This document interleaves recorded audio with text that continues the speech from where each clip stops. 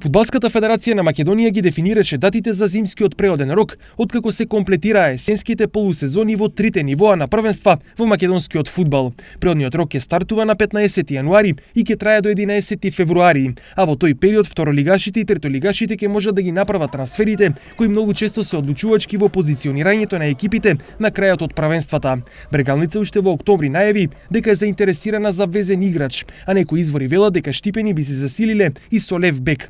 Во меѓувреме најавено и заминување на тројца фудбалери од штипскиот второлигаш. Китго Пехчево е во одлична форма и делува доста консолидирано, но Пехчевскиот второлигаш заврши на 4-та позиција благодарение на 5 теремија во првенството, кои му донесоа по само еден бод, па несомнено на Пехчевци им требаат некои промени во нападот, каде се најавени засилувања. Најтешко во преодниот рок ќе и биде на Каменица Саса. Екипата од рударскиот град на истокот зад себе има 9 порази, 4 ремија и само една победа, што ги сместува на самото дно на табелата.